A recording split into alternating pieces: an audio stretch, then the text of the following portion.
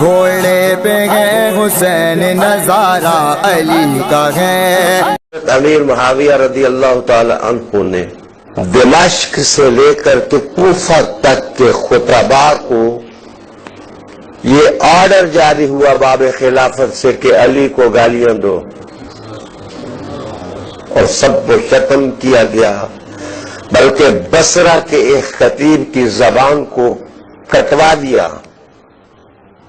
اس لیے کٹوا دیا کہ اس نے ایک خطبہ دے دیا تھا آل محمد کی تعریف میں۔ لوگ یہ کہتے ہیں کہ حضرت امیر معاویہ رضی اللہ تعالیٰ عنہ نے ممبروں پر حضرت علی رضی اللہ تعالیٰ عنہ کے لیے گالیاں کہلوائیں، خطبوں میں گالیاں دی جاتی تھیں اور خطبوں میں حضرت علی کو سب و شتم کیا جاتا تھا، تو یہ بھی صحابی کو گالی دی جا رہی ہے، تو امیر معاویہ نے گالیاں کیوں نکلوائیں حضرت علی رضی اللہ تعالیٰ عنہ کو؟ اس سلسلہ میں میں جو تمہارے سامنے تفصیل کے ساتھ اس بات کا بیان کرنا چاہتا ہوں، اور یہ بات بڑی نوٹ کر کے رکھیں کہ یہ جس سند میں یہ بات موجود ہے، ابن سعد نے اس کو اخبارنا علی بن محمد عن لوط بن یحییٰ، یہ سند ہے جس میں آگے یہ بات آتی ہے کہ ممبروں پر گالیاں دی جاتی تھی حضرت علی رضی اللہ تعالیٰ عنہ کو۔ حضرت عمر بن عبد العزیز آئے تو پھر گالیاں بند ہوئی، پہلے بنو امیہ والے گالیاں دیتے رہے۔ اس کو وہ لوگ اٹھا پھرتے ہیں حضرت علی رضی اللہ تعالیٰ عنہ کی محبت کی آڑ میں حضرت امیر معاویہ کا بغض پھیلانے کے لیے کہ دیکھو امیر معاویہ تو گالیاں نکلواتے رہے۔ تو میں پورے شرح صدر سے کہہ رہا ہوں کہ یہ پہلا راوی علی بن محمد جو ہے یہ ضعیف ہے، اور اس کے استاذ لوط بن یحییٰ وہ بالکل واہیات باتیں کرنے والا انسان تھا۔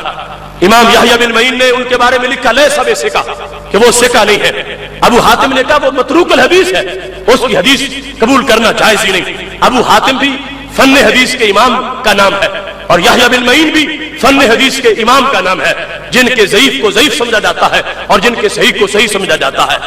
ایسے ہی دارقطنی میں ہے کہ وہ بندہ جو یہ سند بیان کر کے امام حضرت امیر معاویہ کے خلاف باتیں لگا رہا ہے وہ اخباری تھا، یعنی جیسے اخباری رپورٹر ہوتے ہیں، ضعیف تھا بالکل، اس کی کوئی حیثیت نہیں۔ اخباری رپورٹر سے مراد ہر اخباری رپورٹر نہیں، وہ جو خشک تر ملا کے جھوٹ سچ بیان کر دیتے ہیں۔ اس کے ساتھ ساتھ میزان الکبریٰ میں یہ ہے لا یوثق بھی کہ اس کی بات کا کوئی اعتبار ہی نہیں۔ اب ایک طرف آیات قرآن ہے اور دوسری طرف جھوٹ گھڑنے والے بندے کا بیان ہے، کوئی تک بنتا؟ اس بندے کی بات سن کے اتنے شستہ کردار پر یہ دھبا لگا دیا جائے کہ وہ گالیاں نکلواتے رہے۔ وہ یہ کہتے ہو اپنے بیان میں کہ حضرت علی مجھ سے افضل ہے، حضرت علی مجھ سے زیادہ حقدار ہے، حضرت علی بڑے ولی ہیں، تو کوئی اتنے بڑی شان بیان کر کے گالیاں نکلواتا ہے؟ اور اس پر دلیل یہ ہے تاریخ عہد بنو امیہ کی کوئی غیر جانب تاریخ لے لو، ایک بھی تاریخ ایسی نہیں جس میں یہ روایت موجود ہو، ایک تاریخ کی کتاب بھی ایسی نہیں ہے۔ اور یہ بنی عباس کے دور کی تاریخ میں جو روایت آئی ہے اس کے اندر یہ واہیات راوی ہے۔ اور پھر میں اصل چوری آپ کو بتاتا ہوں کہاں سے یہ آواز چلی۔ کتاب کا نام ہے مروج الذہب اور مصنف کا نام ہے مسعودی، یہ شیعہ تھا، اور اس نے سب سے پہلے یہ قصہ گھڑا کہ حضرت امیر معاویہ رضی اللہ تعالیٰ عنہ تو حضرت علی کو گالیاں نکلواتے تھے ممبروں پر تاکہ حضرت امیر معاویہ کی نفرت پھیلائی جائے۔ یہ مروج الذہب کا گھڑا ہوا فتنہ کچھ سادہ مورخوں نے جو سنی تھے وہ بھی لے لیا اور اس کو آگے رائج کرنا شروع کر دیا۔ اس واسطے میں ببانگ دہل پورے وثوق سے کہتا ہوں کہ حضرت امیر معاویہ رضی اللہ تعالیٰ عنہ نے اپنے عہد میں کسی کو حکم نہیں دیا اور نہ ہی ایسا ہوتا رہا، یہ ان کا دستور تھا۔ وہ تو اس کو اخطاء اجتہادی قرار دے کر باقی ایمان، عظمت اور تقوی ہر چیز کا اپنی طرف سے اعلان کر رہے تھے۔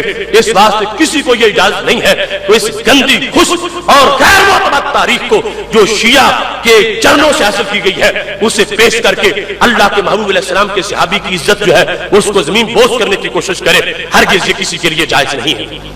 مدینہ مدینہ مدینہ